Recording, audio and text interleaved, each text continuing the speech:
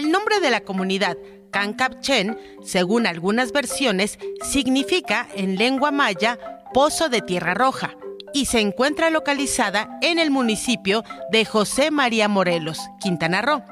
La mayor parte de la población es maya hablante.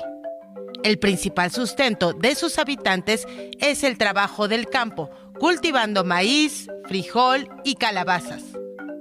A lo largo de los años, el paisaje de Cancapchen ha cambiado, puesto que los hijos y nietos de los primeros pobladores fueron migrando y su característico cerro ya no existe, debido a la llegada de nuevos habitantes y las construcciones de viviendas que han cambiado de casas tradicionales a casas de pared. Así es lo que cuenta uno de sus habitantes, José Manuel Cap Hu. De entre los rasgos que representan el mestizaje entre dos pueblos, el idioma es esencial. Escuchemos ahora la versión en español de El Cerro de Cancapché, en la voz de Manuel René Chan Huicap. Soy José Manuel Cap Hu, originario de la península de Yucatán. Siempre me han gustado las historias mayas y pues he tenido el gusto de pertenecer a una familia que ha sido partícipe de estas historias. El día de hoy les voy a contar una historia que sucedió aquí en las tierras del Mayab, aquí en la península de Yucatán. Y esta historia empieza porque mi abuelo, que en paz descanse, don Manuel Jesús Cap May, originario de Suctún, Yucatán, cerquita de Peto, entre Chaxinquín y Peto se encuentra Suctún. El lugar está, pero ya no tiene habitantes. Bueno, él estuvo en varias partes de la península de Yucatán y en una de estas estuvo en Cancapchen, parte del municipio de José María Morelos, Quintana Roo. Él llegó a esta población en busca de un lugar donde poner una carpintería y le gustó mucho esta población porque no tenía carpintería y vio un terreno muy grande que estaba prácticamente céntrico y averiguó quién era el dueño de este lugar y fue a verlo para pedirle que se lo vendiera. Y el señor accedió y le dijo: don Manuel, solo te voy a decir una cosa, en este terreno suceden cosas muy extrañas y por eso nadie vive. Si te lo vendo, no quiero que me reclames, no quiero que me digas después que yo te regrese tu dinero. Si hacemos el trato, hacemos el trato. Y mi abuelo le dijo: claro que sí, conmigo no hay ningún problema en cuanto a esto. Y entonces sucede que en este terreno sucedían cosas muy extrañas. Decían las personas, en la punta del cerro había un roble. Y en este roble, de vez en cuando aparecía una mujer sentada en una de las ramas, con un niño en brazos. Y cuando las personas del pueblo veían esto, evitaban pasar cerca del terreno porque todos tenían miedo. Y mi abuelo, a pesar de que lo alertaron de esta situación, él compró el terreno. Prácticamente se lo regalaron, no fue tanto lo que pagó por el terreno.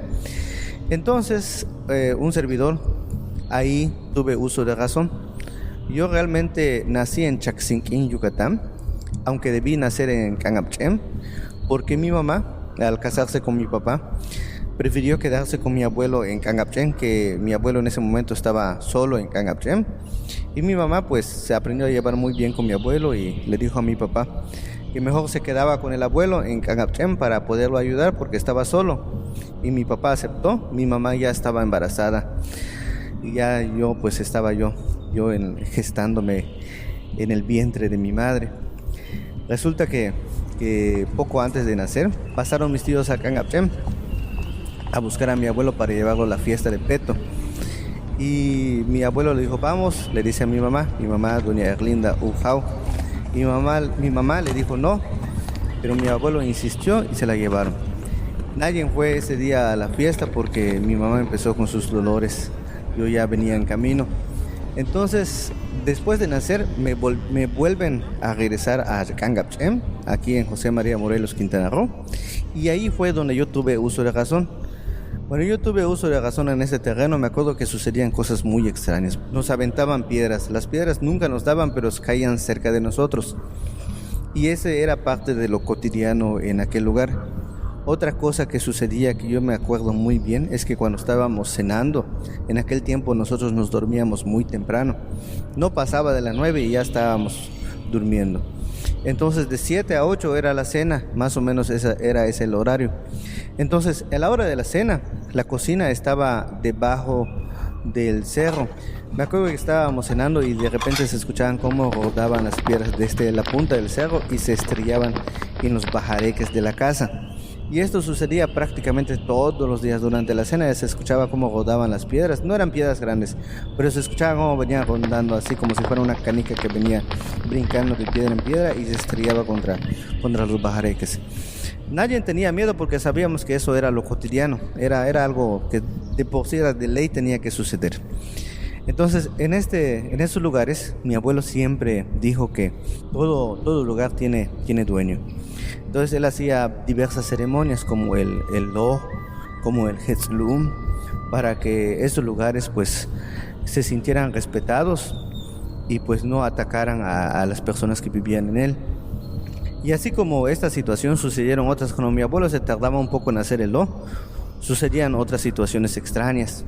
En una ocasión, mi abuelo tenía mucho calor y dijo: voy a dormir en la punta del cerro, en el roble que se encuentra ahí, voy a amarrar mi hamaca y ahí voy a dormir porque no soporto el calor, decía él. Y subió, pero después de pasada la medianoche, escuchamos cómo el abuelo vino corriendo, empuja la puerta y entra y le dice a mi abuela: ¿qué te sucede, señor?, le dice. Y mi abuelo le contesta: sentí que las ramas del roble se estaban quebrando y antes de que cayeran sobre mí decidí bajar y por eso estoy asustado, porque escuché que todas las ramas estaban quebrando, dice. Y terminó de dormir esa noche en la casa. Al día siguiente él subió para ver cómo había quedado el roble y grande fue su sorpresa de ver que no había pasado realmente nada. Su hamaca seguía allí, ninguna rama se había quebrado. Y así como este hecho sucedieron otros.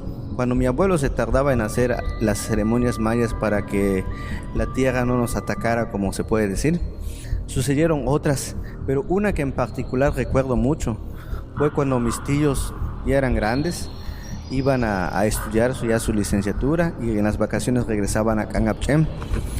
Entonces, en una de esas ocasiones que regresaron, dijeron: nuestra casita de aquí es solamente de guano y bajareques. Vamos a hacer un paclum, o sea, una casa de piedra.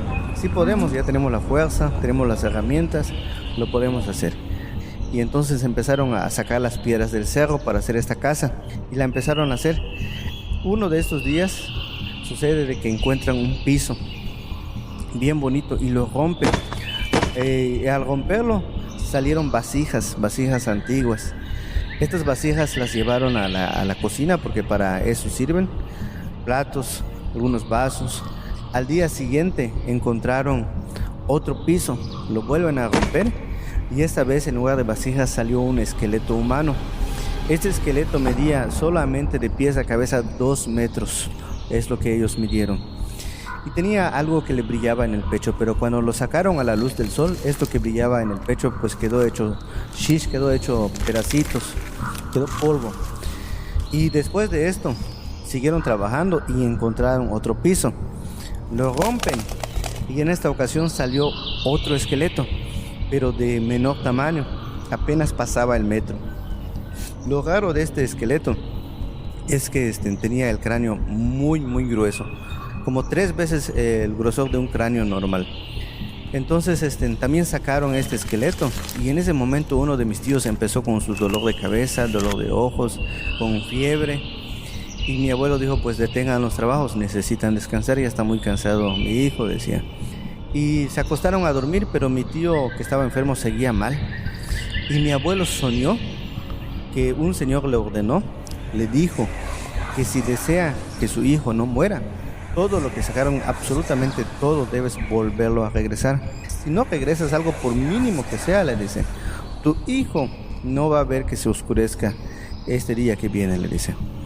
Entonces mi abuelo apenas despertó a mis tíos y les contó lo que soñó. Y enseguida todo metieron los esqueletos, las vasijas, todo regresaron y lo volvieron a enterrar. Esta situación resultó ser cierta porque mi tío enseguida dejó de presentar dolor de cabeza, se curó, como quien dice, solamente con volver a regresar todo esto. Y con esta situación que sucedió, ya nunca más ellos volvieron a intentar sacar algo del cerro, o sea, de desenterrar, de buscar algo, nada, ya nunca más. Entonces esto sucedió cuando yo era niño, me acuerdo muy bien, y mi abuelo siempre decía que cualquier lugar tiene dueño, y la clave para poder trabajar esos lugares era hacer las ceremonias, en este caso las ceremonias mayas, como el Lo, el Hetzlum, y él siempre decía eso: todo lugar tiene dueño, hay que respetarlo. Era la creencia de mi difunto abuelo, don Manuel Jesús Capmay, que en paz descanse. Esta es la historia que les vengo a contar, y pues parece ser que está relacionado también con la leyenda del enano de Uxmal, porque el enano de Uxmal dice la historia de que tenía un cráneo que aguantó que se rompa el cocoyol, y como dice mi abuelo, este cráneo del enano que ellos descubrieron era tan grueso que probablemente aguantaba muchos golpes. Sin embargo, ya tiene unos años que yo regresé a este lugar, porque nosotros nos quitamos todos de este lugar, y regreso y me encuentro con la sorpresa de que este lugar, prácticamente el cerro ya no existe, ya lo desbarataron. Así que si ustedes querían ir a comprobar esta historia, ya no van a poder, porque ya se desbarató el cerro, y pues seguramente algo se descubrió, no sabemos quiénes lo hicieron, pero ya no existe. Pues esta es la historia que les tengo el día de hoy. Gracias. Nipolaltesh.